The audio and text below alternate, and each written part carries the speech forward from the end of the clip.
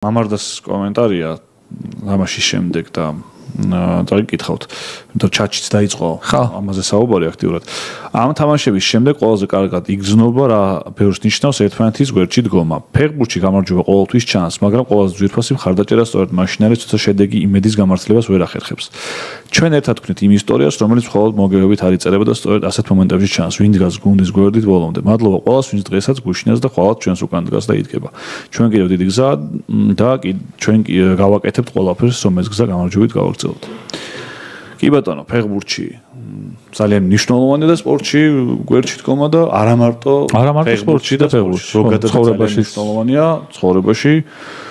ერთმანეთის არანაკლებ მნიშვნელოვანი ორმხრივი პროცესია.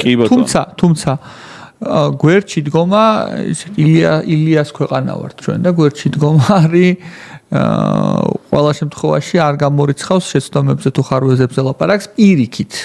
თორე საქართველოს ნაკრებს ისეთი მძიმე პერიოდები აქვს გავლილი რა თურქეთთან მარცხი და გვერდში დგომა გულშემატკივრისგან სულ იყო. მე მახსოვს მოლდოვასთან და ანუ მოლდოვასთან ერთი შანსი ქონდა რომ მოლდოვასთან მოგვეგო და ვერ მოგვიგია ეგეთი ციკლი ყოფილა. და ეხლა არ ვიცი მე კომენტარი ამდენად ეხება მაგას, მაგრამ ნახე ამ ქვეყანაში არიან ადამიანები ფეხბურთის გულშემატკივრები, რომლებიც ზოგიერთი ციხეშია დღეს.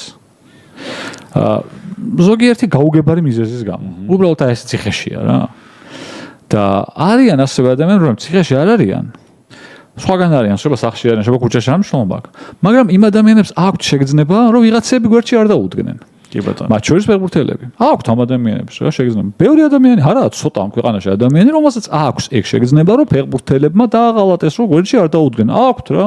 თუ მაგ ადამიანებზეა საუბარი, ეგ ადამიანები არ ედგნენ ნაკრებს გვერდში, ხო?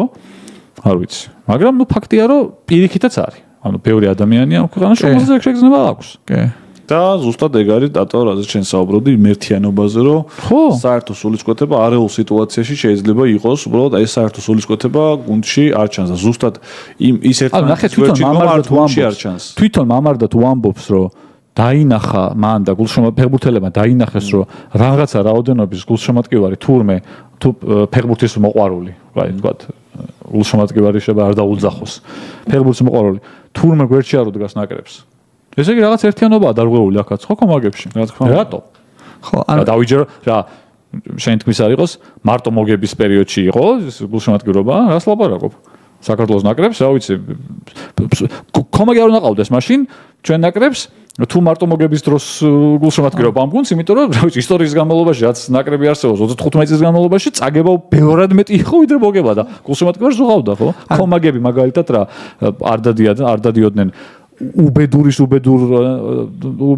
ნაკრები რო ყავდა თამაშობელი იგებდა როგორც მინიმუმ კომაგები არ ავსებდნენ თავის ტრიბუნას და არ გულშემატკივრობდნენ არ მღეროდნენ და არ უჭერდნენ ხარს. ძალიან მნიშვნელოვანი არის რა. მაშინ ეგეც არ უნდა ყოფილიყო. ფეხბურთი არის ემოციის თამაში შედეგთან ერთად.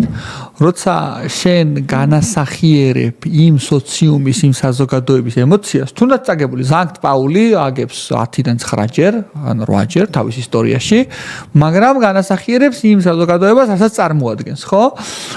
ძალიან მნიშვნელოვანია ეს კონდეს შენთან ემოციური ბმა გულშემატკივარს. და ჩემი აზრით ეს არ ვიცი ხა ზუსტად რა და როგორი გულისხმობ მამარდა, მაგრამ გუნდის ანუ ძალიან რთულია აქედან ლაპარაკი, მაგრამ მწვრთნელსა და გუნდს შორის, გუნდის შიგნით